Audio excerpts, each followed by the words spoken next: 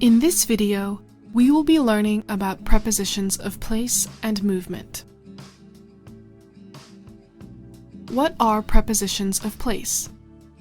We use prepositions of place to talk about the place and position of things. Let's take a look at an example.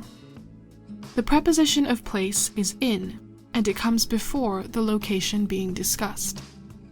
Here, the location is the park. The preposition in usually means inside, but it is also used to refer to cities, countries, and buildings. Therefore, the meaning of this sentence is that the grandparents go for walks inside the park.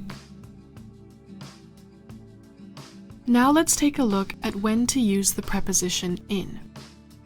As I've just said, we can use in to mean inside. Here are a few example sentences. First, Mr. Kwok is in hospital. Here, the preposition in is used to talk about the building Mr. Kwok is inside, that is, the hospital. We can also use in with names of cities and countries, as in the second example sentence, Jane is in Paris. Finally, the third example sentence, the tomatoes are in the fridge, shows that we can use in to mean inside an object. Besides in, we can also use at and on to talk about locations. Let's take a look at the preposition at first. When do we use at? We use at to talk about a specific place. For example, we can use at with addresses. Look at the example sentence. The bakery is at 564 Kings Road. The preposition at comes before the specific address. We also use at with certain places, such as the airport or the entrance to a place. For example, we are meeting at the airport. The taxi stand is at the entrance. How about the preposition on? We use on to talk about the place above a surface. Let's take a look at 3 example sentences. First, there are a few books on the shelf. The books are above the shelf's surface, so we use on here. We can also use on to talk about floors in buildings. For example, in the office is on the 9th floor. Finally, we can use on with public transport. For example, I am on the train. Let's take a look at some other prepositions of place which we can use. Let's imagine we are talking about a fire station. We can say that the fire engine is outside the fire station. If the place we are talking about is close in location to the fire station, we can say it is around or near the fire station. If the location we want to talk about is at the back of the fire station, we can say it is behind the fire station. Besides these, we can also use next to, in front of, above, below, inside, and other prepositions to talk about position in relation to places. Now that we have covered some common prepositions of place, let's look at some prepositions of movement that we can use to talk about the movement of something or the direction in which it travels. Let's take a look at an example sentence. This sentence uses the preposition of movement along to give us information about the movement of a train. We know that the train is traveling along a bridge. Using a preposition of movement like this tells us more about how the train is moving. You will notice that some prepositions of movement can also be prepositions of place. We can tell the difference between them based on how they are used.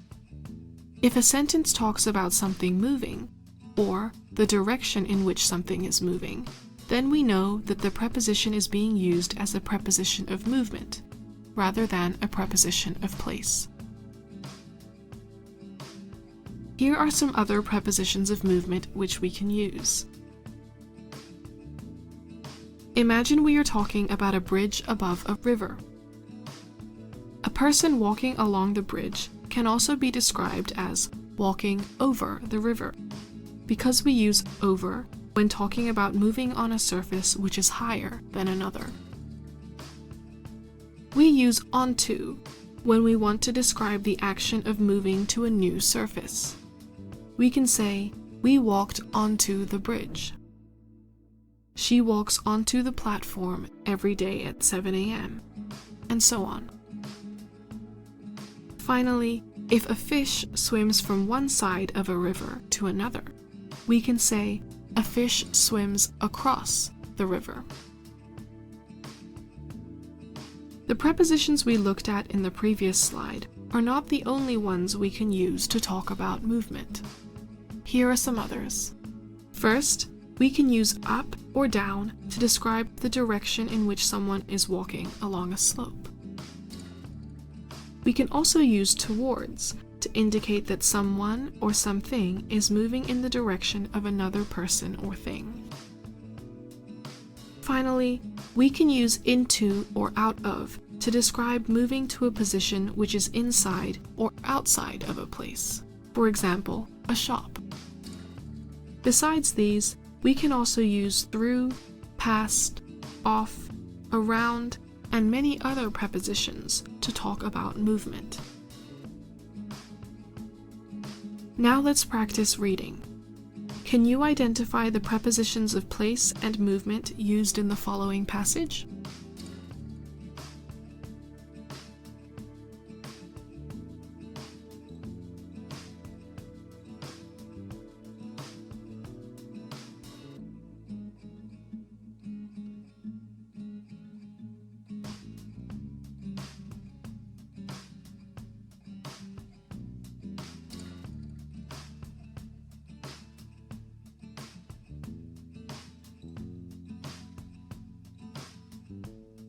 Here are the answers: near, along, in, and next to.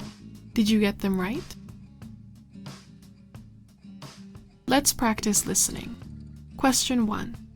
Listen to sentences A and B and decide which one uses a preposition of place or movement correctly. A. Write your name at the top of the page. B. Write your name in the top of the page.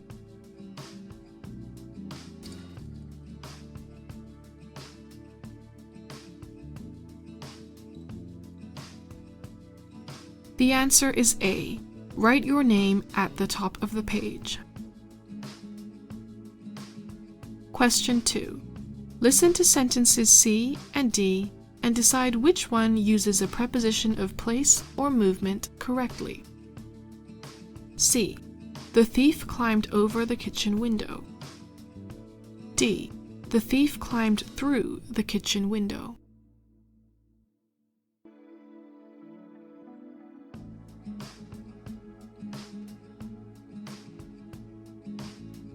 The answer is D.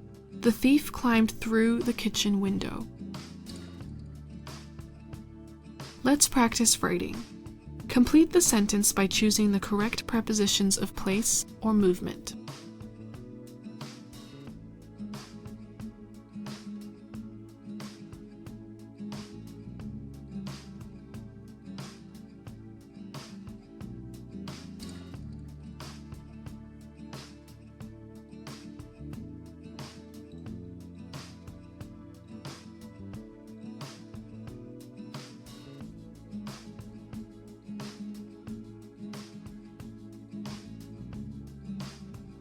The answers are now shown on the screen. The first answer is into, and the second answer is opposite. Finally, let's practice speaking. Answer the following questions out loud using correct prepositions of place and movement. Question 1. Where is your primary school? Question 2. How do you get to the school library from your classroom?